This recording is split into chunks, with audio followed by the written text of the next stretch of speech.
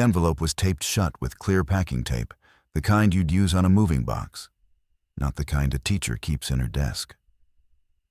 My daughter held it out to me at the front door with both hands, like it was something she'd been told not to drop. Her backpack was still on. She hadn't even taken off her shoes. "Mrs. Linden said to give this to you right away," Sophie said. "She said don't open it at school." I took the envelope. Sophie's name was written on the front in neat cursive, not printed, not typed, and below it, in smaller block letters, for parent/guardian. Private. There was no school logo, no return address. Just the weight of 2 or 3 folded pages inside, and a faint smudge near the seal that might have been a thumbprint. Sophie is 9. She's in 4th grade at Ridgemont Elementary, about 12 minutes from our house on Kerrigan Lane, the last neighborhood before the county road turns into farmland. We moved here 3 years ago after the divorce, me and Sophie, because the rent was low and the schools were supposed to be good, and I thought the quiet would help us both. It did for a while. I got a job doing intake at the urgent care clinic on Route 4. Sophie made friends. We planted tomatoes in the backyard, and most of them actually grew. Mrs. Linden had been Sophie's teacher since September. She was maybe 60, sharp-eyed, the kind of woman who wore reading glasses on a beaded chain and could silence a room with one look. Sophie liked her. I liked her. She ran a tight classroom, and she noticed things. She was the one who flagged Sophie's reading comprehension dip back in October and suggested we work on inference skills at home, the kind of teacher who pays attention. I slit the tape with my thumbnail and unfolded the pages at the kitchen counter while Sophie went to wash her hands. Inside were 2 sheets of lined notebook paper, handwritten, front and back. No date, no greeting. It started mid-thought, like she'd been writing fast. I don't know how to say this without sounding like I've lost my mind, so I'm just going to say it. Something is wrong in this town. I have been teaching for 34 years, and I know when children are sick. And what I've seen this week is not sickness. 3 students have come back to school after absences acting fundamentally different. Not tired, not recovering, different. They don't blink at the normal rate. They don't respond to their names the first time. They mirror behaviors instead of initiating them. Tyler Brusk bit another student on Tuesday, not in a tantrum but calmly and deliberately.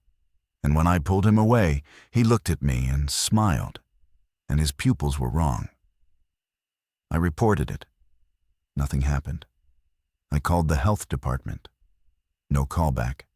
I drove to the clinic on Route 4 Thursday, and the waiting room was full of people with the same flat expression, and I left before anyone saw me.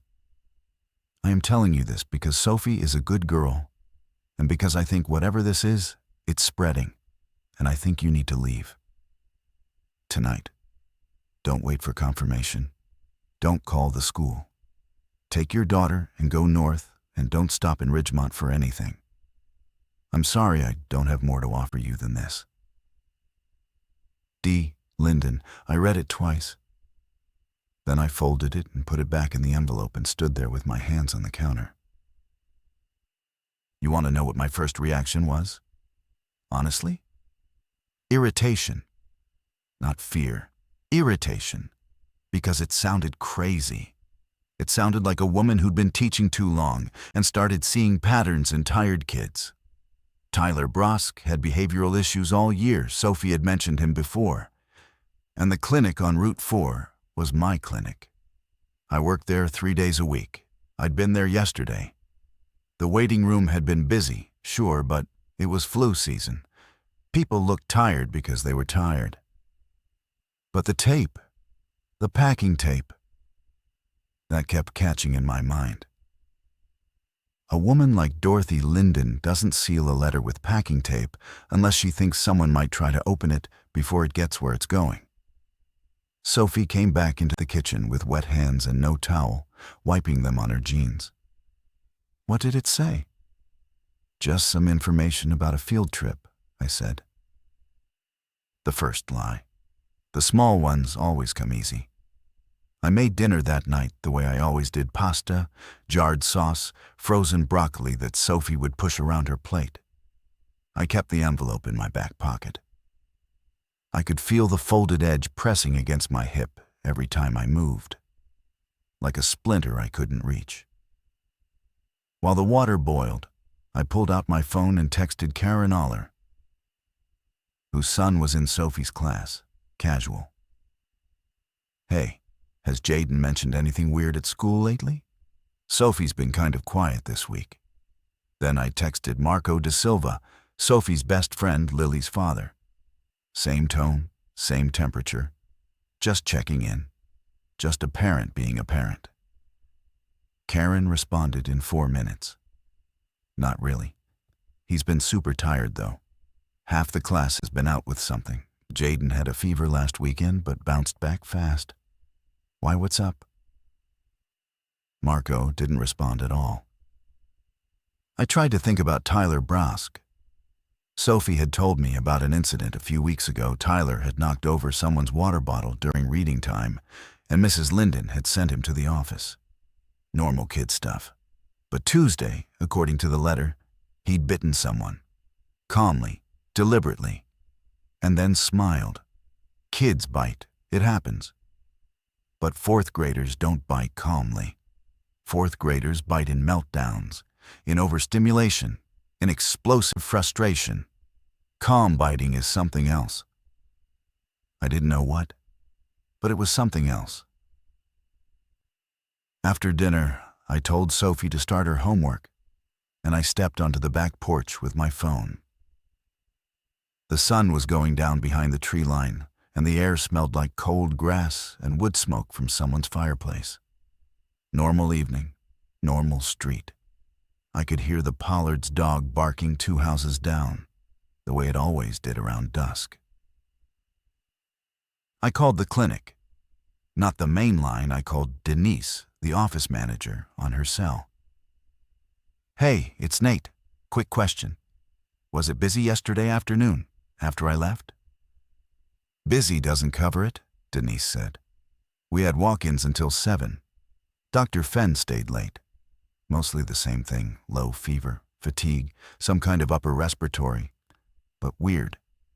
Half of them didn't really seem that sick, just flat. Flat how? I don't know. Like they were going through the motions. Signing in, sitting down, waiting. But nobody was on their phone. Nobody was fidgeting. They were just sitting there. I said something to Rhonda about it, and she said I was being dramatic. Were there kids? A few. 1 teenager. Couple of elementary age. Same deal. Just sitting there staring. I thanked her and hung up and stood on the porch with the phone against my thigh. The Pollard's dog had stopped barking. The street was quiet now, not peaceful quiet. Just empty quiet. No cars, no one walking. It was barely 7 o'clock on a Thursday in October, and the street looked like midnight. I went back inside and locked the door. Both locks. I didn't usually throw the deadbolt until bedtime, but I did it then without thinking. And it was only afterward, standing in the hallway, that I realized I'd done it. Sophie was at the kitchen table doing math. She had her tongue poking out the corner of her mouth, the way she always did when she concentrated. She looked up. Dad, are you okay? Yeah, Bug. Just got cold out there. The second lie. Bigger than the first. I helped her with her homework and let her watch half an hour of a show, and then took her up to brush her teeth and read. We were partway through Hatchet, which she loved because the kid in it had to survive alone, and she thought that was the bravest thing a person could do. I read 2 chapters, and she fell asleep with her hand curled around the edge of the blanket. I went back downstairs and read the letter a 3rd time. Don't wait for confirmation. That phrase That was the one that wouldn't let go. Because Dorothy Linden wasn't telling me to investigate. She wasn't telling me to call anyone or check the news or verify her claims. She was telling me that by the time I had proof, it would be too late.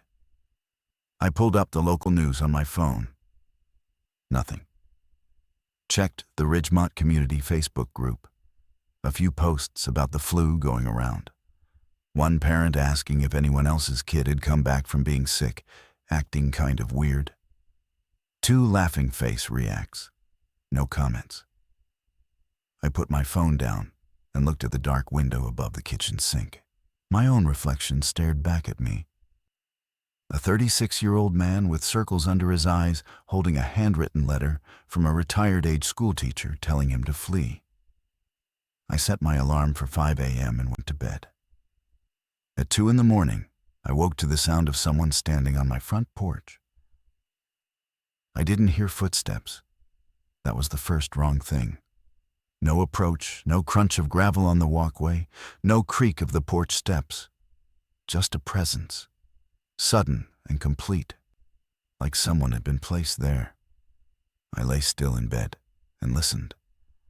My bedroom is on the 2nd floor, front of the house. The porch roof is directly below my window. I could hear breathing, not labored, not stealthy, rhythmic, mechanical almost. In through the nose, out through the mouth, at intervals so even it sounded metered. Then a knock. One single knock, not on the door, on the siding. A flat-palmed hit against the house itself, right below my window. I got up and moved to the wall. I didn't go to the window. Some instinct told me not to let myself be seen from below. Instead, I pressed my back to the plaster and listened. The breathing continued. Then another knock, same spot. Then silence. I counted to 60. Nothing. I counted to 60 again. Still nothing. Then I heard the porch creak one single board, the third one from the steps, the one I kept meaning to fix, and then footsteps retreating. Not running, walking. Slow, measured steps down the walkway, and then nothing. No car door, no voice, just the sound dissolving into the empty street. I stood there for probably 5 minutes before I went to the window and looked down. The porch was empty. The street was empty. The Pollards' porch light was on across the way, but their windows were dark. Every window on the street was dark. Except the Wickers' house, 3 doors down. Their living room light was on, and through the gauze of their curtains, I could see a figure standing in the center of the room. Just standing. Not moving, facing the window. At 2 in the morning. I stepped back and sat on the edge of my bed and put my hands on my knees and made a decision. Not a reasoned decision. Not a decision I could have defended to anyone. A gut decision. The kind your body makes before your mind catches up. I was going to do what the letter said. I packed in the dark. 1 duffel bag. Clothes for me, clothes for Sophie. The first aid kit from the bathroom, the cash I kept in the filing cabinet, about $300, my phone charger, Sophie's inhaler, and the pocket knife my father had given me that I kept in the nightstand drawer. I filled 2 water bottles from the kitchen tap and put them in the bag with 4 granola bars and a jar of peanut butter. Then I went to Sophie's room and woke her up. "Bug, hey, wake up." She blinked at me. "What time is it?" "Early. We're going on a trip." "Now?" "Right now. I need you to put on your shoes and your jacket and come downstairs. Don't turn on any lights." She didn't argue. She didn't ask where. She sat up and reached for her sneakers with the kind of obedience that broke my heart a little, because it meant she could hear something in my voice that told her this wasn't negotiable. We were in the car by 2:30. I put the duffel in the back seat and buckled Sophie into the front. I know, she's supposed to be in the back, but I wanted her next to me. I wanted to be able to reach her. I backed out of the driveway with the headlights off. The street was still empty, but the Wicker's light was still on, and the figure was still standing there, motionless. As I shifted into drive and eased past their house, I saw the figure turn its head, not its body, just its head, and follow the car with its gaze. Slow, smooth, and like a camera on a track. Sophie was looking straight ahead. She hadn't seen it. I pressed the gas and didn't turn the headlights on until we hit the end of Kerrigan Lane. "Where are we going?" she asked. "North," I said, because that was what the letter said, and because I had nothing else. The fuel gauge showed 3/4 of a tank.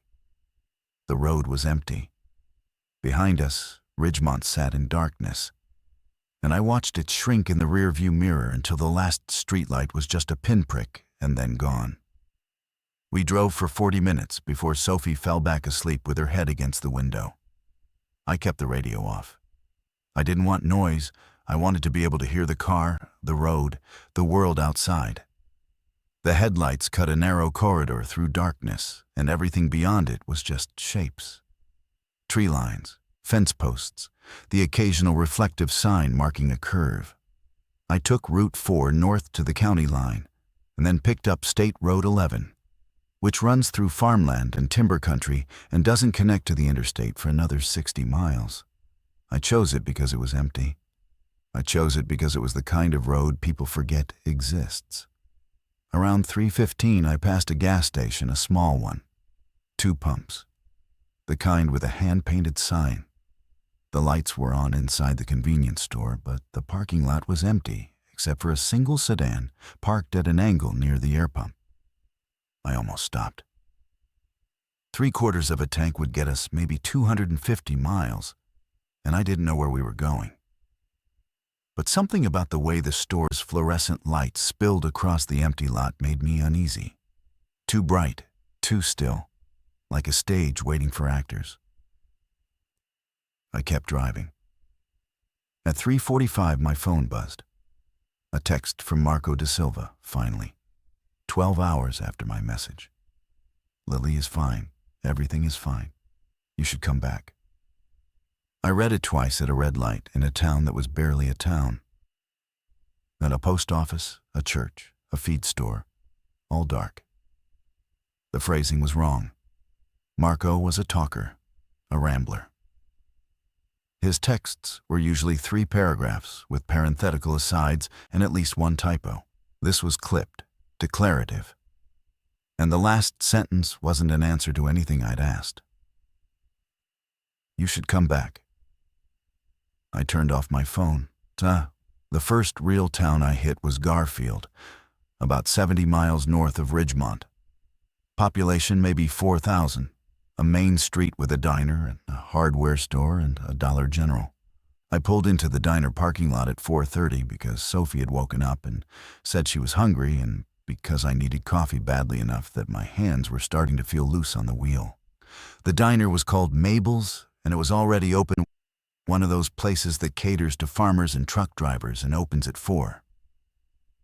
A woman in her 50s with a name tag that said Connie was behind the counter. 2 men sat in a booth by the window, both in work jackets, both eating eggs.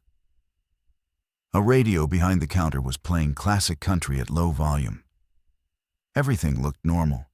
Everything felt normal. The warmth of the place hit me when I opened the door, and I realized how tightly I'd been clenching my jaw. "2, Connie said. "2, I said. "And coffee, please." She set us up in a booth near the back. Sophie ordered pancakes without looking at the menu. She always orders pancakes, and I got eggs and toast and the largest coffee they had. While we waited, I watched the 2 men by the window. They were talking to each other in low voices, eating, checking their phones.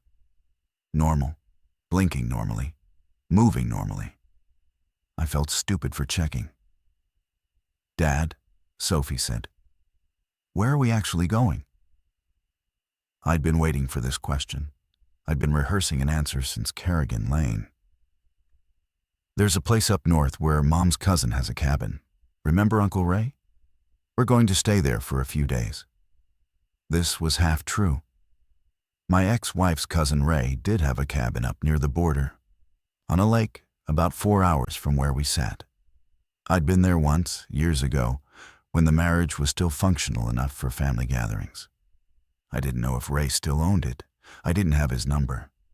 But I needed a destination. Something concrete to give Sophie so she wouldn't see the void I was driving into. "Is something wrong at home?" she asked. "There's a problem with the water pipes," I said. "They need to fix them, and we can't be in the house." The third lie, getting bigger. Sophie accepted it the way kids accept things, not because she believed it, but because she needed to. She ate her pancakes methodically, cutting each one into precise squares, and I drank my coffee and watched the parking lot through the window and tried to organize what I knew. What I knew. Dorothy Linden, a careful and observant woman, had seen something in her classroom disturbing enough to write a handwritten warning. The clinic had been flooded with patients displaying uniform flat affect. Someone had stood on my porch at 2 a.m, breathing like a machine. The wicker's silhouette had tracked my car with inhuman smoothness. Marco's text had been wrong in a way that went beyond odd. What I didn't know, what it was, whether it was contagious, how far it had spread, whether anyone else had received a letter, whether Dorothy Linden was still alive. Connie refilled my coffee without asking, and I thanked her, and she gave me the kind of smile that said she could see I was running from something, but wasn't going to ask. Small-town grace. I left a $10 tip on a $12 tab, and we got back in the car. The sun was coming up. The sky above the tree line was turning the color of a bruise, purple-gray with streaks of amber, and the road ahead was straight and open and empty for as far as I could see. We hit a problem 60 miles north of Garfield. A state trooper's cruiser was parked sideways across the road at an intersection where Route 11 crossed a smaller county road. No lights flashing, no cones. Just the cruiser, positioned to block both lanes, and a trooper standing beside it with his hands at his sides. I slowed down. Sophie straightened up in her seat. "Is something wrong?" she asked. "Probably just construction or an accident. Stay in the car." I rolled down my window as I approached. The trooper was young, mid-20s, clean-shaven, mirrored sunglasses even though the sun was barely above the tree line. His uniform was correct, his badge was visible, his weapon was holstered. But he was standing too still. Not the kind of stillness you see in a trained officer holding a perimeter. The kind of stillness you see in a person who isn't doing anything between the things they do, no weight shifting, no breathing adjustment, no micro movements. "Morning, officer. Road closed?" He looked at me. The sunglasses made it impossible to read his eyes. "Road's closed ahead. Chemical spill. You'll need to turn around and head back south." His voice was flat and even, not unfriendly, not friendly. Just words delivered at a constant pitch, like a recorded announcement. "How far south? Is there a detour?" "Head back to Garfield. The situation will be resolved soon." "Can I go east? Take the county road here and loop around?" "Head back to Garfield. The situation will be resolved soon." Same words, same cadence, same pitch. Identical, like a track played twice. I looked past the cruiser. The road beyond was empty. No emergency vehicles, no hazmat trucks, no signs of a chemical spill, no smell, no barriers, no flaggers. Just open road and farmland, and the sky getting lighter. "Okay," I said. "Thanks." I rolled up the window and pulled a U-turn. In the mirror, I watched the trooper. He didn't go back to his cruiser. He didn't reach for a radio. He stood exactly where he'd been standing and watched me drive away. And he was still standing there when I rounded a curve and lost sight of him. "Dad, you're going the wrong way," Sophie said. "I know, Bug. We're taking a different route." I drove south for about 2 miles and then took the first gravel road heading east. It wasn't on my phone's GPS. I'd turned the phone off, but I'd spent enough time looking at county maps at the clinic to know that the grid of farm roads in this area roughly paralleled the main routes. If I went east for a few miles and then turned north again, I could bypass whatever that trooper was guarding. The gravel road was narrow and rough and cut between 2 soybean fields that stretched to the horizon on both sides. No houses, no other vehicles, just the rattle of gravel under the tires and the wide open sky, and Sophie gripping the door handle as we bounced through ruts. "This doesn't feel like a detour," she said. "It's a shortcut." "You're lying." I looked at her. She was staring straight at me with an expression I'd never seen on her face before. Not angry, not scared, but finished. Finished with being managed. "Something's wrong," she said. "Something real." Mrs. Linden was scared when she gave me that envelope. She was crying, Dad. She was trying not to, but I could see it. And you read it, and now we're driving in the middle of the night. And there's a police officer who talks like a robot, and you keep telling me everything's fine. I'm 9, not stupid. I pulled the car to the side of the road, such as it was, and stopped. Dust settled around us. A crow lifted off a fence post nearby and banked east. "You're right," I said. "I'm sorry." So I told her. Not everything. Not the breathing on the porch, not the figure in the wicker's window, but the core of it. That Mrs. Linden had noticed some people in town acting strangely. That I'd seen some things that worried me too. And that we were leaving until we could figure out what was going on. I told her we might be overreacting. I told her we might not. She was quiet for a long time. Then she said, "Tyler Brosk bit Ava Simmons on Monday. Not like fighting. He walked up to her during recess and bit her arm, and then just walked away. And Ava didn't even scream." She looked at the bite, and then looked at Tyler, and then sat down on the bench, and didn't move for the rest of recess. Mrs. Linden took her to the nurse, and Ava didn't come back for 2 days. When she came back, she was different. Different how? She stopped talking to her friends.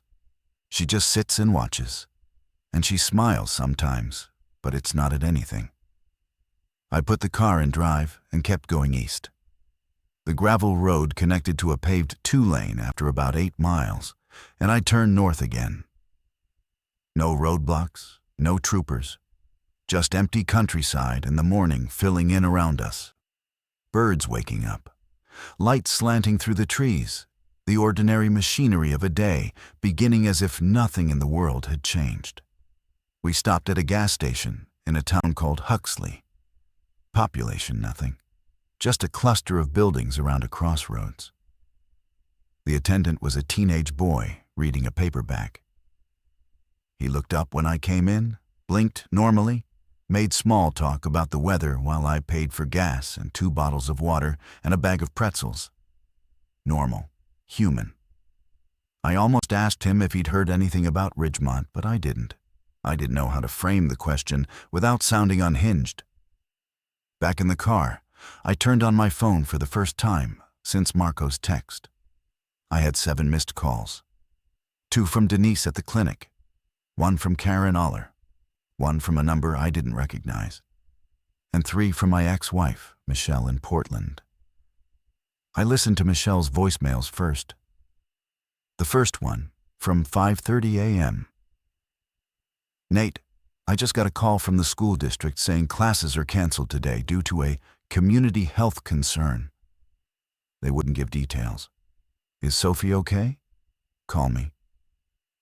The second one, from 6:15. Nate, I've been watching the news. There's nothing about Ridgemont anywhere, and that's scaring me more than if there was. Please call me back. The third one, from 7:02, and her voice was different, lower, controlled. The voice she uses when she's terrified and trying to manage it. I called the Ridgemont Police non-emergency line. It rang for 4 minutes, and then someone picked up and just breathed. Didn't say anything, just breathed. Nate, where is my daughter? I called her back. She's with me, I said before she could speak. She's safe. We left at 2:30 this morning. We're heading north. What is happening? I told her about the letter, about the clinic, about the porch, about the trooper. I kept my voice even because Sophie was next to me and because Michelle needed information, not my fear. The line was quiet for a long time. I'm coming east, she said. Michelle? Don't. I'm coming east. Where are you going? Ray's cabin, up on Pender Lake. I'll meet you there. It'll take me 2 days driving. Do you have Ray's number? I don't know if... I have the spare key. He gave it to me when we separated, in case I ever needed a place. I never told you because I thought you'd be hurt that I had an escape plan. Something about that sentence cracked something in me. Not because it was cruel, but because it was honest. She'd always had an escape plan. I'd always been the one who thought things would just work out. Be careful, I said. If you see roadblocks, go around them. If anyone seems off, flat voice, no blinking. Mechanical movements, don't engage. Don't stop. Nate, what are they? I don't know. Are they dangerous? I thought about Tyler Brask biting Ava Simmons. I thought about Ava sitting motionless on the bench. I thought about the figure in the Wickers' living room turning its head to follow my car. I don't know yet. But I think whatever's happening to them spreads. Through biting, maybe. Maybe other ways. I don't know. She said she loved Sophie. I said I'd keep her safe. We hung up and I put the phone on the seat between us and drove. Sophie had heard everything. She didn't say anything. She just reached over and put her hand on top of mine on the gear shift and left it there for a long time. Around noon, we passed through a town called Breton that was bigger than the others, a real town. A few thousand people, with a grocery store and a post office and a school. I saw something that made me pull over. On the lawn of the elementary school, a woman was sitting on the ground with a cardboard sign propped against her knees. The sign said in black marker, "They came back wrong." She was maybe 40, sunburned, still in pajamas. She wasn't yelling or ranting. She was just sitting there with the sign, watching cars pass. I almost got out to talk to her. But Sophie was in the car, and I didn't know who else might be watching. So I drove on and added another thing to the list of decisions I'd have to live with. We reached Pender Lake at 4 in the afternoon. The cabin was at the end of a dirt road that branched off the lake highway and wound through dense pine forest for about a quarter mile before opening onto a clearing. It was small, 2 bedrooms, 1 bathroom, a kitchen, and a main room with a wood stove and windows facing the water. The spare key was under a ceramic frog on the porch, exactly where Michelle had said it would be. The air inside was stale and cold. Nobody had been here in months. I brought in the duffel bag and locked the door behind us. Sophie walked through each room, touching things: the plaid couch, the antler lamp, the framed photo of Ray's family on the mantel, the way she does when she's mapping a new space, making it real to herself. "This is nice," she said, and I could hear her trying to mean it. I got the wood stove going with newspaper and kindling from a box on the hearth. The cabin had well water and a hand pump in the kitchen that worked after some priming. The propane tank outside still had fuel, so the stove worked. The fridge didn't.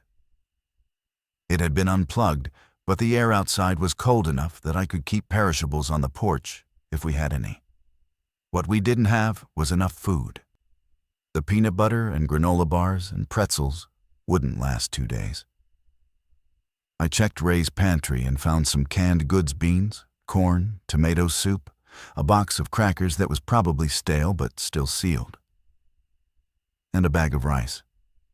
Maybe a week's worth of meals if we stretched it. I let Sophie pick her bedroom.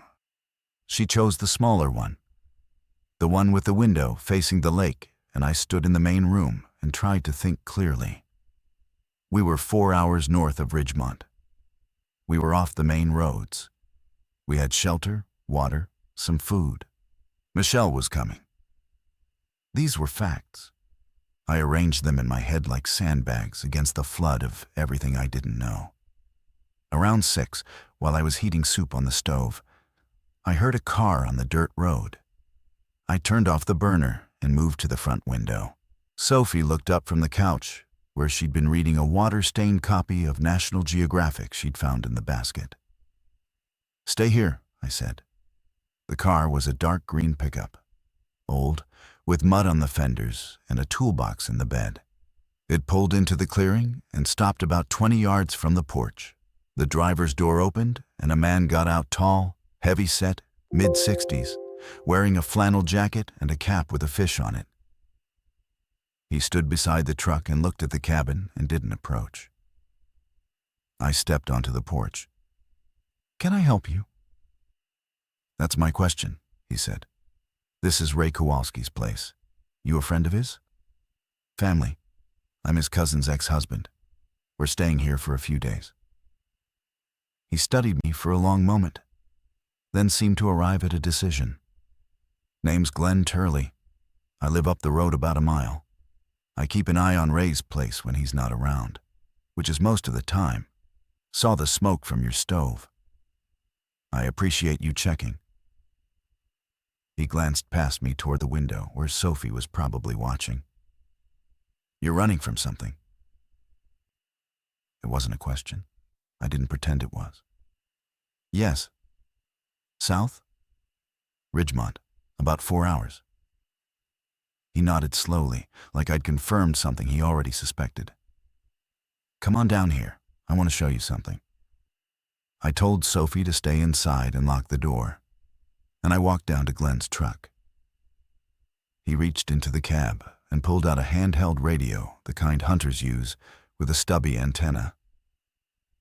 He turned it on and adjusted the frequency and held it out to me. Static. Then, beneath the static, voices. Not conversations, just voices, overlapping at the same pitch and the same cadence, saying the same thing over and over. I couldn't make out individual words at first, but as I listened, a phrase surfaced and repeated. "Come home, everything is fine. Come home, everything is fine." Dozens of them, maybe hundreds, all on the same frequency, all in that same flat, mechanical tone. "That started 3 days ago," Glenn said. "Used to be the fire service frequency. Now it's that, 24 hours a day. And it's not just one channel. It's spreading across the band." I handed the radio back. My hand was steady. My stomach was not. "You know what's happening," I said. "I know enough. I was a county emergency manager for 22 years before I retired. I still have contacts. 3 days ago, I got a call from a woman at the state health department friend of mine, name's Diane, who told me there was a Class 3 containment advisory for 6 counties south of here. No public announcement, no press. She said people were coming into hospitals acting strange, and then the hospital staff started acting the same way, and then the hospitals went dark. She said the word neurological, and then the line cut off. I haven't been able to reach her since." "Infected," I said. "That's one word for it." Glenn Turley had more information than I did, and more resources. And within an hour, he'd become the most important person in my world besides Sophie. He came inside. Sophie watched him from behind the couch with her serious, assessing look, and we sat at the kitchen table, and he laid out what he knew. The pattern, as he understood it, had started about 2 weeks ago in the southern part of the state. Small towns first. A few people getting sick, fever, fatigue, confusion. Then they recovered, except they didn't recover. They came back altered. Same faces, same bodies, same basic behaviors. But something behind the eyes had changed. They functioned. They could talk, eat, drive, go to work. But they did everything with a uniformity that was wrong. Same vocal patterns, same movements, same flat affect. It's not a disease the way we think of disease, Glenn said.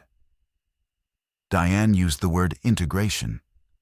Whatever it is, it doesn't kill the host. It reorganizes them. They're still walking around. They're still using language. But they're coordinated. They act in concert. The broadcast on the radio, that's not random. That's organized behavior. How does it spread? Fluid contact is the obvious one. Bites. But Diane mentioned something else before we got cut off. Proximity. Extended close proximity. Like it can jump if you're near enough for long enough. I thought about the clinic waiting room. All those people sitting together in a small space for hours. How far has it gone? When Diane called, 6 counties. That was 3 days ago. I've been monitoring what I can from Up Here Radio, CB, the few internet connections that still work. And the blackout zone is expanding north. Cell towers go dark, then radio stations, then nothing. Right now the line is about 60 miles south of us. It's moving maybe 20 miles a day. Sophie, who I'd thought was reading on the couch, spoke from across the room. So it'll be here in 3 days. Glenn looked at her. I saw something shift in his expression. Not surprise, exactly, but recognition. He'd underestimated her. Maybe, he said. Maybe faster if they're using the roads.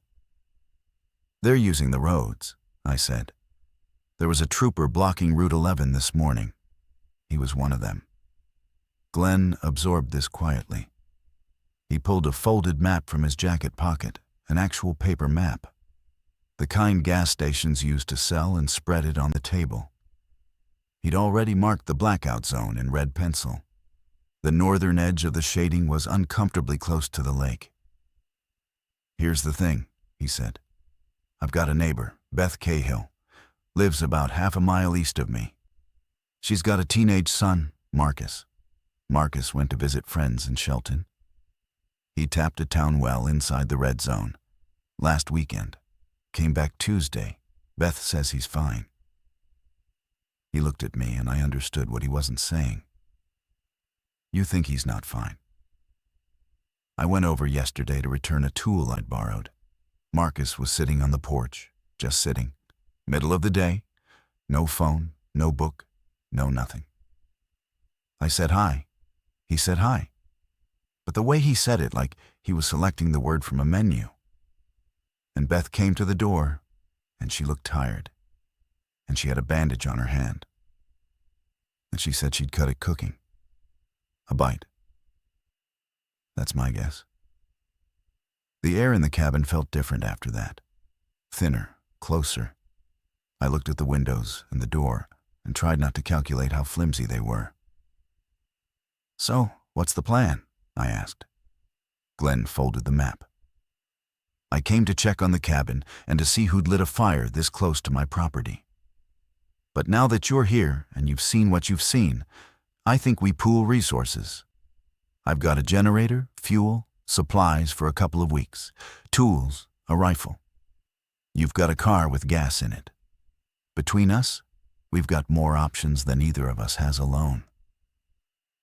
My ex-wife is driving here from Portland. She'll be here in a day or two.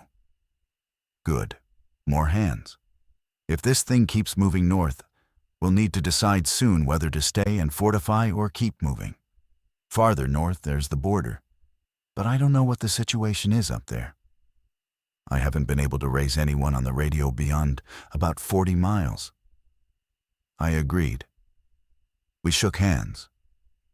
He left his radio frequency written on a scrap of paper and drove back up the road. And Sophie and I ate lukewarm tomato soup in the cabin kitchen and listened to the wind in the pines and the soft lap of the lake against the shore. That night, I barricaded the door with the kitchen table and slept on the floor of the main room with the pocket knife open beside me. Sophie's door was closed. Through the thin wall, I could hear her breathing the faint whistle that meant her airways were tightening slightly, which happened when she was stressed.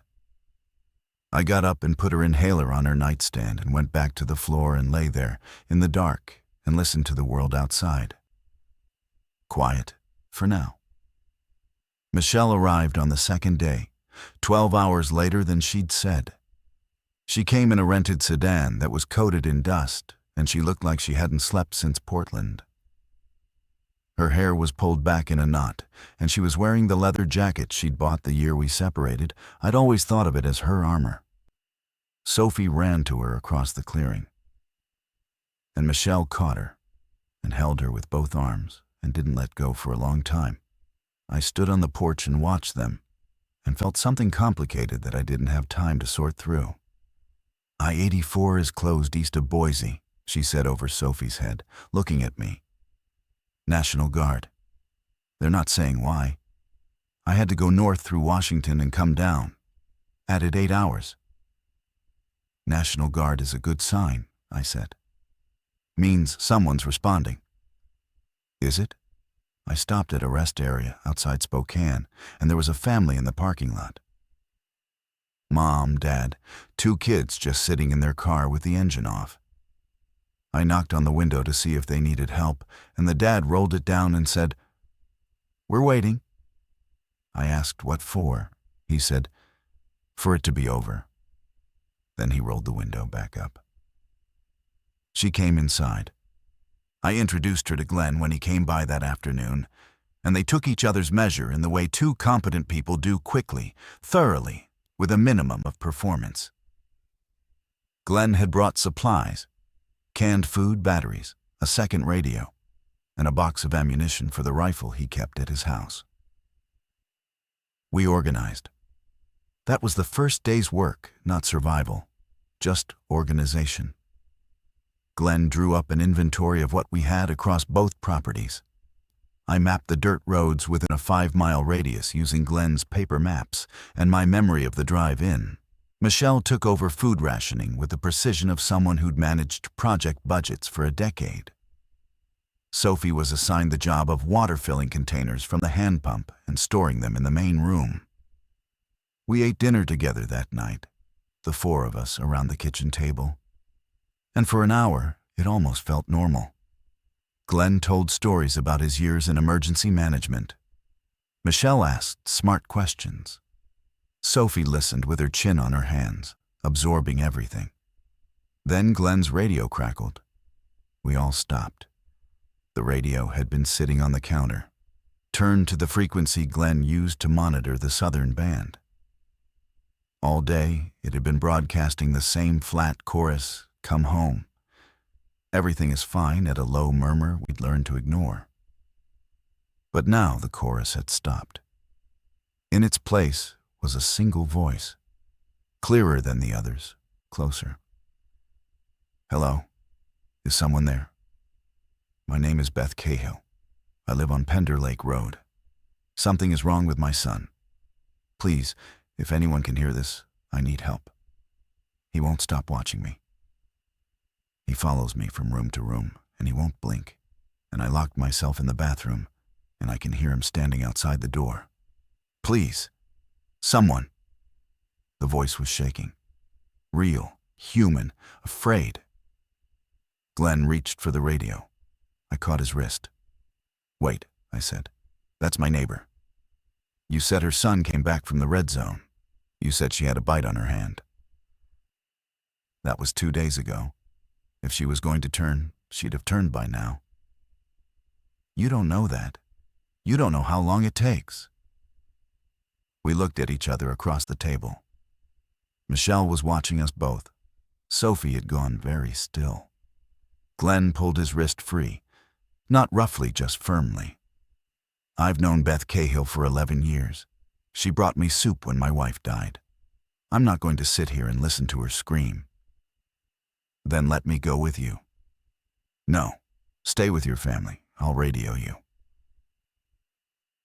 He took his keys and his rifle and walked out the door, and I stood in the frame and watched his taillights disappear into the trees and felt the specific weight of letting someone else walk toward danger because you've decided your own people matter more.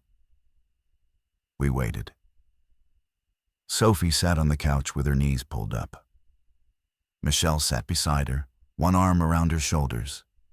I stood at the window with the radio in my hand, volume up, listening to static. 20 minutes, 30, 40. At 45 minutes, the radio clicked. Nate, Glenn's voice, low, strained. I'm at Beth's. What's the situation? A long pause. I could hear wind on his end. He was outside. Marcus is in the house. Beth is in the bathroom, like she said. I got her out through the window. She's in my truck. She's got a fever, and the bite on her hand is black around the edges. Is she lucid? For now. But Nate, when I was getting her out the window, Marcus came to the bathroom door. He didn't try to open it. He just pressed his face against it and said her name, over and over. Mom, Mom, Mom. Same tone each time, like he was practicing the word. Bring her here. Another pause. If she's infected, bring her here. We'll deal with it. 15 minutes later, Glenn's truck pulled into the clearing. Beth Cahill was in the passenger seat, wrapped in a blanket, shivering. She was a small woman with short gray hair and the kind of face that looked like it smiled easily under better circumstances. Now she looked hollowed out. Her right hand was wrapped in gauze that was seeping something dark. We put her on the couch. Michelle took her temperature. 102. I looked at the bite under the gauze. 2 crescents of tooth marks on the back of her hand, swollen, with black capillary lines radiating outward beneath the skin like ink in water. Beth looked up at me with clear eyes. How long do I have? She asked. I didn't lie to her. I don't know. Beth stayed lucid through the night. We set up a rotation, someone watching her at all times, someone awake. Glenn took the first shift, sitting in the armchair across from the couch with his rifle across his knees. Not pointed at her, just present. I took the second shift, midnight to 3. Beth was awake when I sat down. The fever had climbed to 103, and her eyes had that glazed brightness that comes with high temperature, but she was talking, thinking herself. Marcus was fine when he came home, she said. Saturday afternoon, I made his favorite dinner: pork chops, mashed potatoes. He ate 2 helpings. He laughed at something on TV. He was my Marcus. When did it change? Sunday morning. He came downstairs and sat at the kitchen table and didn't move. Didn't get breakfast. Didn't turn on the TV. Just sat there. I asked if he was feeling okay, and he said, I feel good, Mom. But the way he said it, it was his voice, but it wasn't his cadence. Like someone playing a recording of him through a different speaker. She shifted on the couch and winced. It got worse every hour. By Sunday night, he was following me. Not threatening, not aggressive, just always in the same room, always watching. And his eyes, they stopped looking at me the way a person looks at you. They looked at me the way you look at a puzzle you're figuring out. When did he bite you? Monday. I tried to leave just to come outside, get some air. He blocked the door, not violently. He just stood in front of it. I tried to go around him, and he grabbed my hand and bit it, quick like a reflex. Then he let go and stepped back, and I saw something in his face that this is going to sound crazy. Nothing sounds crazy anymore. He looked satisfied, like he'd accomplished something, and now he could wait. I changed her gauze. The black lines had spread since the evening they were past her wrist now, creeping up her forearm. She watched me work and didn't flinch. "You're thinking about how long before I turn into one of them," she said. "I'm thinking about how to stop the infection from spreading." Those are the same thought, and we both know it. She held my gaze with an honesty that I found difficult to meet. She was scared, but she wasn't confused. She knew exactly where this was going. "I want to ask you something," she said. "And I want you to be straight with me because Glenn won't be. He'll try to save me until there's nothing left to save, and by then it might be too late for the rest of you." Ask. When I stop being me, and I will stop being me, I can feel it at the edges, like something tugging at my thoughts. I need you to get me away from the people in this cabin. I don't care how. Drive me somewhere and leave me. Lock me in a shed, whatever you have to do. But don't let me hurt that little girl. I won't. Promise me. I promise. She closed her eyes. Okay. Thank you. She fell asleep a few minutes later. I sat in the chair and watched her breathe and thought about promises and what they cost and whether I'd be able to keep this one if the moment came and Glenn was standing between me and her with a rifle and 11 years of neighborly love. At 3 a.m., I woke Michelle for her shift and went outside. The air was bitter cold and the sky was packed with stars, the kind of sky you only get far from cities, where the Milky Way is a visible stripe, and the darkness between the stars is absolute. Glenn was on the porch, sitting in an Adirondack chair with a mug in his hands. "She asked me to make sure she can't hurt anyone," I said. "When it happens." He didn't respond for a long time. The lake was invisible in the darkness, but I could hear it, a soft, constant rhythm against the shore. "When my wife was dying," he said, "she asked me to let her go when the time came. No machines, no heroics. And I said I would. And when the time came, I couldn't do it. I called the doctors, and they put her on everything. And she lasted 6 more weeks, and every one of them was agony. I kept her alive for me, not for her." He stood up and poured the rest of his coffee into the bushes. "I won't make that mistake again." Beth lasted until the following afternoon. The change wasn't sudden, it was erosional, like watching a coastline lose sand. Her sentences got shorter, then simpler, then repetitive. She asked for water 3 times in an hour, and each time she said it the same way, same words, same inflection, as if the request had been recorded and was playing on a loop. By noon, the black lines had reached her shoulder. Her fever had broken, not in the way fevers break during recovery, but in the way a fire goes out when there's nothing left to burn. Her temperature dropped to normal, and her skin went cool, and her eyes, which had been bright and wet with fever, went dry and still. Sophie knew. She'd been watching from the hallway, keeping her distance the way I'd asked, but watching. She came to me in the kitchen while I was filling water bottles and said, "She's not talking to herself anymore." What was she saying? She was whispering numbers, like counting.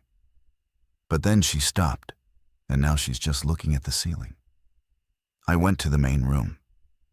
Beth was lying on the couch with her hands at her sides and her eyes open, staring straight up. She was breathing, but the breath had that same rhythmic machine quality I'd heard on my porch back in Ridgemont. In, out, in, out. Metronomic. Beth, I said. Her eyes moved to me. Smoothly. No saccade, no blink. Just a fluid rotation of the iris until she was looking directly at me with an expression that contained nothing, no fear, no recognition, no hostility, just attention. Beth, can you hear me? I can hear you, Nate. My name. She'd used my name. It sounded correct, the pronunciation was right, the placement in the sentence was right, but it sounded like a word she'd selected from a list rather than a word connected to a person she knew. How do you feel? I feel good. The same phrase Marcus had used, the same cadence, the same flat satisfaction. Glenn was in the doorway behind me. I could hear him breathing, irregular, human, grieving. Glenn, I said without turning around, we need to do what she asked. I know. We moved her to Glenn's truck. She didn't resist. She walked between us with a smooth, unhurried gait, looking at everything, the cabin, the trees, the lake with that same neutral attention, cataloging rather than seeing. When she passed Sophie in the hallway, she paused and looked down at her and smiled. And the smile was the worst thing I'd seen since this started, because it was almost right. Almost warm. Almost human. But there was no crinkle at the eyes, no asymmetry. It was a smile assembled from components rather than felt. Sophie pressed back against the wall and Beth kept walking. Glenn drove her to a ranger station about 6 miles north that had been closed for the season. It was solid concrete block, steel door, small windows. He walked her inside, and she went willingly. He locked the door from the outside. When he came back to the cabin, his face was a landscape I couldn't read. Grief layered over resolve, layered over something older and harder. He sat down at the kitchen table and put his hands flat on the surface and said, "She asked me for the radio before I closed the door. She said she wanted to listen to music." None of us said anything. "There's no music on that radio anymore," he said. 3 days after Beth, we heard engines on the lake highway. Not one engine, several. A convoy. Moving north, moving fast, the sound growing from a distant hum to a roar that shook the windows of the cabin. I was outside with Glenn, splitting firewood, and we both stopped and listened. "Military?" I said. "No. Military convoys have a rhythm they maintain spacing. This is people fleeing." We walked to the end of the dirt road where it met the highway and watched them pass. Pickups, sedans, SUVs, a minivan with mattresses strapped to the roof, 20, 30 vehicles in a loose stream, all heading north. Some were packed with belongings. Some had faces pressed against rear windows. Children mostly, staring out at the trees. A pickup slowed as it passed us, and the driver, a woman with a bandana over her hair and sunburn on her nose, rolled down her window. "You don't want to stay here," she called. "It's in Breton, 50 miles south. The whole town went quiet overnight. Get in your cars and go." "Go where?" Glenn called back. "North, the border. Anywhere that isn't here." She rolled up her window and accelerated. The stream of vehicles continued for another 10 minutes, and then thinned, and then stopped. Breton, the town where I'd seen the woman sitting on the school lawn with her sign. They came back wrong. 50 miles.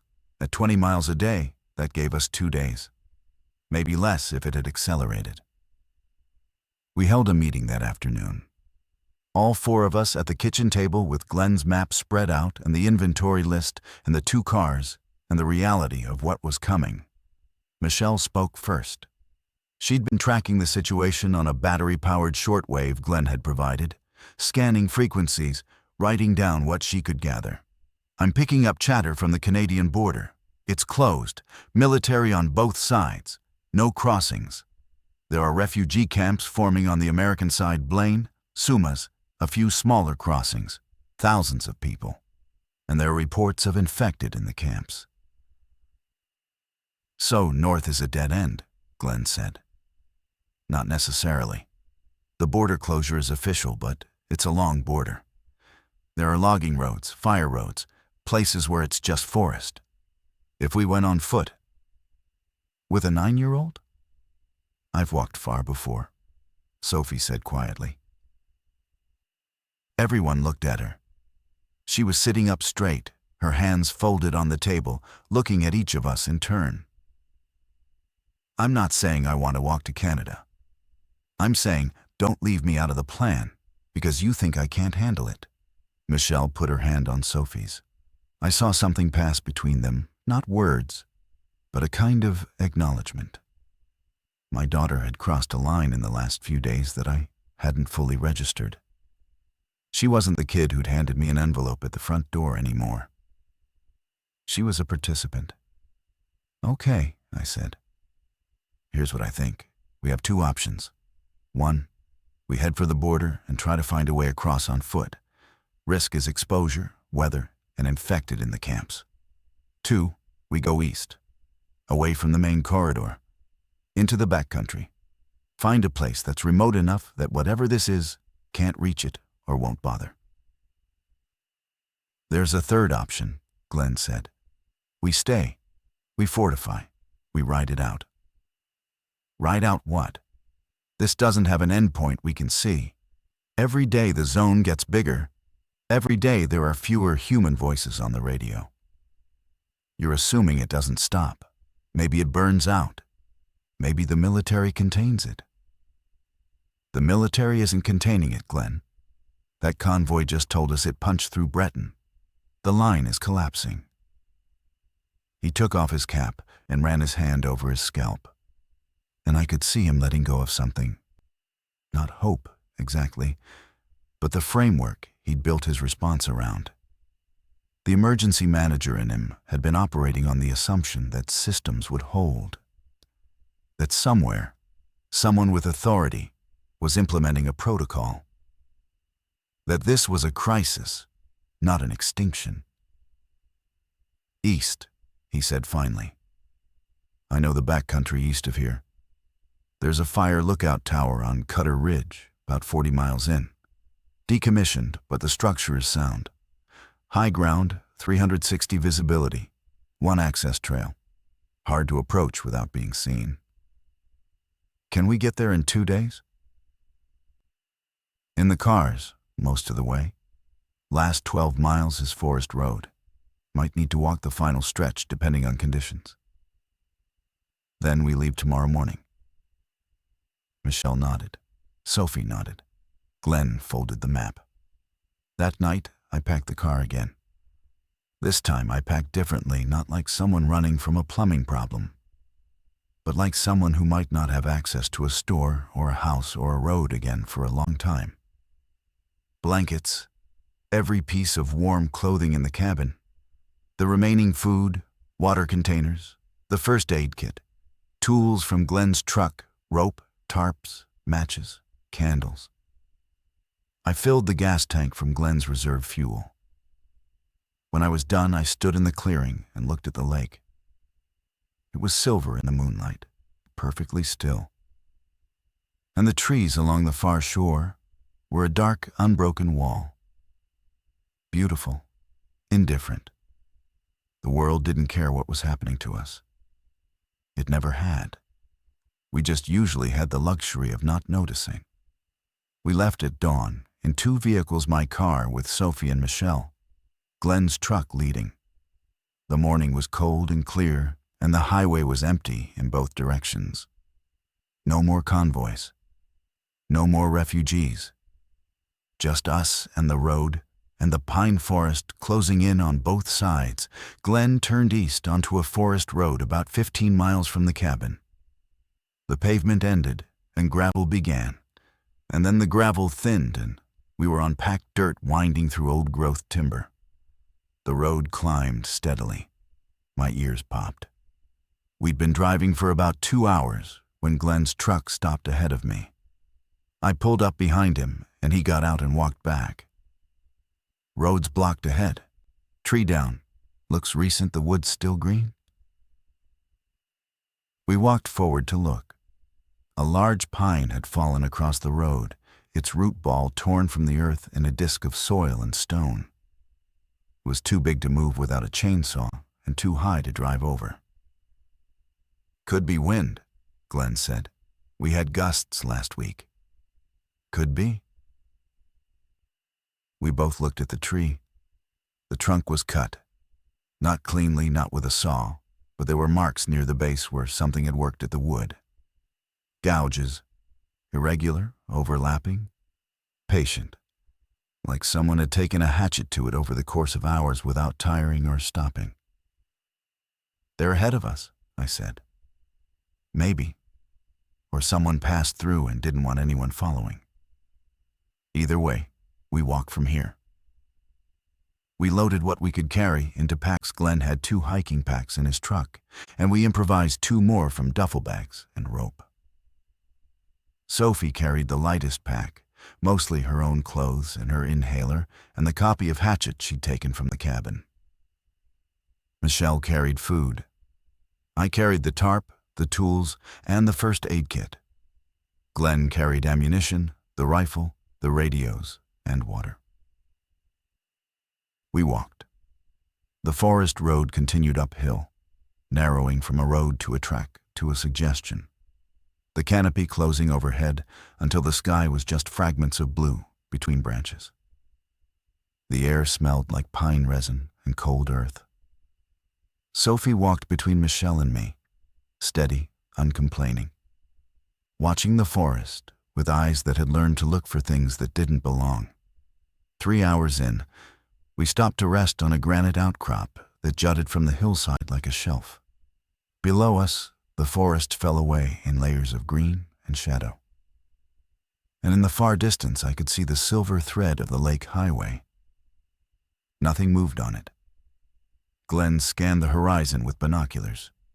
"Smoke," he said. "Southwest, multiple columns." I looked where he was pointing. 3 thin pillars of gray smoke rising from below the tree line, evenly spaced, maybe 10 miles apart. "Town's burning." Could be signal fires. Could be anything. He lowered the binoculars. "The lookout's about 4 miles from here. We should keep moving." We pressed on. The trail steepened and the trees changed more fir, less pine, with undergrowth thinning as the altitude increased. Sophie's breathing got tighter, and I called to stop and gave her 2 puffs from the inhaler, and we waited until her chest opened up before continuing. At the 3-mile mark, Michelle touched my arm and pointed. Below us, on a switchback of the trail we'd already passed, something was moving. A figure, walking uphill, following our path. Too far to see clearly, too steady to be casual. "One person," Glenn said, peering through the binoculars. "No 2, walking in step, same pace." "Infected?" "I can't tell from here, but they're on our trail." We moved faster. The last mile was steep and exposed, the trees giving way to rock and scrub as we climbed above the tree line. The lookout tower appeared against the sky like a skeleton, a steel frame supporting a small, enclosed cab, about 40 feet up, with a narrow staircase zigzagging up the structure. Glenn was right about the construction. The cab was solid, heavy timber walls, windows on all 4 sides, a steel door with a lock that Glenn broke with a rock. Inside was a cot, a desk, a wood stove no bigger than a bread box, and a 360-degree view of the world. We got everyone inside and pulled the staircase ladder up behind us. It was hinged, designed to fold away, probably for maintenance. The cab swayed slightly in the wind, 40 feet above the ground. And from the windows, I could see the trail descending into the tree line and the forest stretching in every direction to the horizon. The two figures emerged from the trees 20 minutes later. They walked to the base of the tower and stopped. They looked up. A man and a woman, mid-30s, dressed in hiking clothes. Their faces were calm, and their eyes were fixed on the cab with that blank, attentive gaze I'd come to recognize. They didn't shout. They didn't threaten.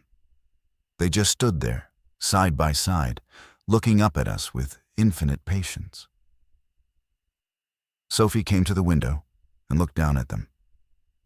"They'll wait," she said. "They always wait."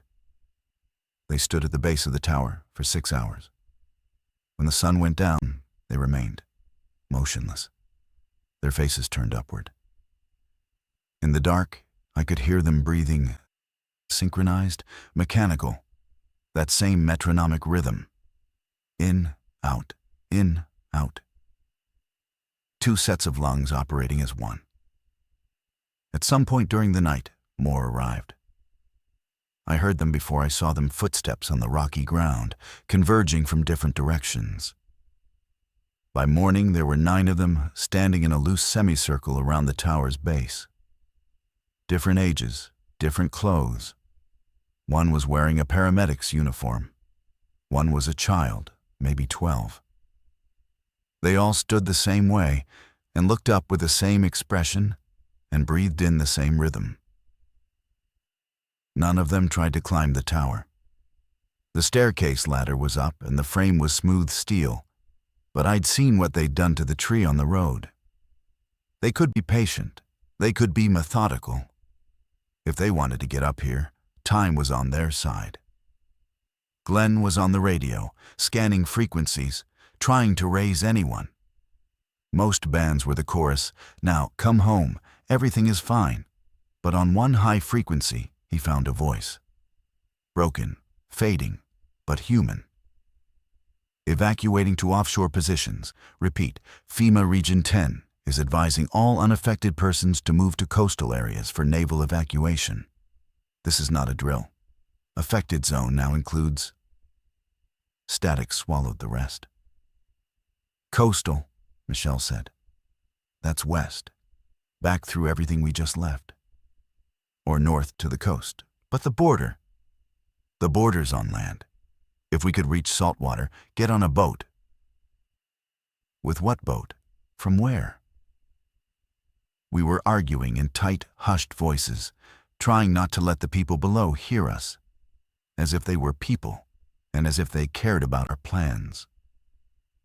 Sophie was sitting on the cot, cross-legged, looking at the map Glenn had spread on the desk. She'd been studying it for 20 minutes in that focused way she had. "There's a river," she said. We stopped arguing. She pointed to a blue line on the map. "This river goes north and then west.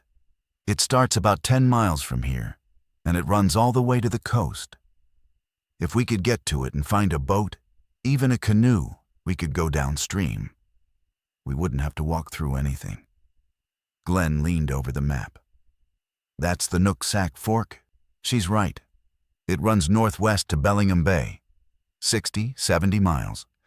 In a canoe, with the current, maybe 3 days." "We'd have to get past them first," I said, nodding toward the window. "We don't have to go down the way we came up." He showed us. The lookout tower was on a ridge. The east side of the ridge dropped steeply into a drainage that connected to the river system Sophie had found. There was no trail, but there was a route Glenn had hiked it years ago during the fire season. Steep, rough, but passable. They're watching the staircase, the west side. If we go off the east side of the cab, down the frame, and drop into the drainage, they might not see us until we're gone. Might not. Best I've got. We waited until the following night. The figures below hadn't moved, hadn't eaten, hadn't slept, hadn't shifted position. They stood in their semicircle like monuments. The child, the 12-year-old, was directly below the east side of the cab. But around midnight, it walked slowly to the west side and stood with the others, as if responding to some signal none of us could perceive. Glenn went first. He lowered himself out the east window and climbed down the steel frame hand over hand, moving slowly, making no sound. Michelle went next, then Sophie, strapped to my back with rope in a harness I'd tied from Glenn's climbing cord. She weighed nothing. She held on with her arms around my neck and her face pressed against my shoulder, and I felt her heartbeat against my spine, fast and strong. The ground was 15 feet below the last crossbar. I dropped and rolled, and the impact jarred through my knees, and for a second I was certain the sound had carried. I crouched with Sophie still on my back and listened. Breathing, mechanical, synchronized, coming from the other side of the tower. But no footsteps, no movement toward us. Glenn pointed east. We moved. The descent was brutal. Loose rock, steep pitch, no trail. I kept one hand on Sophie and one on the ground and skidded as much as walked. Behind us, the tower disappeared into the darkness, and the sound of breathing faded. We reached the river at dawn. It was smaller than I'd expected, 30 feet wide, shallow, fast-moving over a gravel bed. But it was real, and it was flowing west, and on the bank, half hidden in brush, was a metal canoe with a cracked gunwale and 2 paddles. I don't know who left it there. I don't know if it was providence or chance or the accumulated luck of a universe that doesn't care, but occasionally aligns. We patched the crack with duct tape from Glenn's pack and loaded our gear and pushed off into the current, and the river took us. Sophie sat in the middle of the canoe, hugging her pack, watching the forest slide by on either side.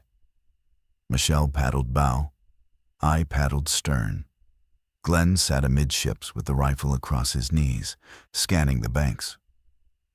We didn't speak. The river spoke for us, a constant rushing murmur that filled the silence and carried us north and west, away from the tower, away from the figures standing in their patient circle, away from the expanding edge of whatever was remaking the world in its image. At one point, Sophie trailed her hand in the water and looked at me and said, "Mrs. Linden saved us." I nodded. I couldn't say anything else because she was right, and because Dorothy Linden was probably standing in a room somewhere, with her hands at her sides, and her eyes dry, and her breath coming in perfect metronomic intervals. And the person she'd been was gone, erased by the things she'd had the clarity to warn us about. The river carried us on. The forest thinned. The sky opened. Somewhere ahead was the coast and the possibility of escape and the uncertainty of everything that came after. I still have the letter. It's creased and soft from folding, and the ink has smudged in places where my fingers have held it too many times. The packing tape is still on the envelope. I keep it in the inside pocket of my jacket, against my chest, where I can feel it when I breathe. We reached the coast 4 days after we left the tower. We found a fishing boat in a marina south of Bellingham, with a half-tank of diesel and no owner in sight. Glenn knew enough about boats to get us into open water. The Navy picked us up 36 hours later, along with 200 others in a ragged flotilla of pleasure craft and kayaks, and one family on an inflatable raft. They took us to a carrier group. They processed us. They checked us blood tests, pupil response, cognitive evaluations. Sophie passed everything. Michelle passed everything. I passed everything. Glenn was flagged for further screening because of his proximity to Beth, but cleared after 48 hours. We're on an island now. I won't say which one. There are about 600 of us. The military brings supplies. The radios still broadcast the chorus. The mainland is quiet in a way that doesn't mean peace. Sophie started a school on the island. Not formally, she just started teaching the younger kids what she remembered from Mrs. Linden's class. Reading comprehension, inference skills, how to find the meaning underneath the words. She's 10 now. Her birthday was last month. Michelle made a cake from powdered milk and canned peaches, and we sang in the mess hall, and Sophie blew out a candle and didn't tell us what she wished for. I think about Ridgemont sometimes, the house on Kerrigan Lane, the tomatoes in the backyard, the sound of the Pollard's dog barking at dusk. I think about the woman in Breton sitting on the school lawn with her sign. I think about Beth Cahill asking me to promise. I think about the trooper on Route 11 saying the same words in the same voice, like a record skipping. And I think about Dorothy Linden, 60 years old, reading glasses on a beaded chain, who saw what was coming before anyone else did, and sat down with a pen and a sheet of notebook paper and packing tape, and chose to warn a man she barely knew because a 9-year-old girl deserved a chance. The letter says leave tonight. We left. We're still leaving. I don't know if we'll ever stop, but we're alive. Sophie is alive. And every morning, when she stands in front of those kids and teaches them how to read between the lines, I see Dorothy Linden's legacy in the thing that mattered most. A child who survived because one person decided the truth was worth the risk of sounding crazy. That's the whole story. That's all I've got.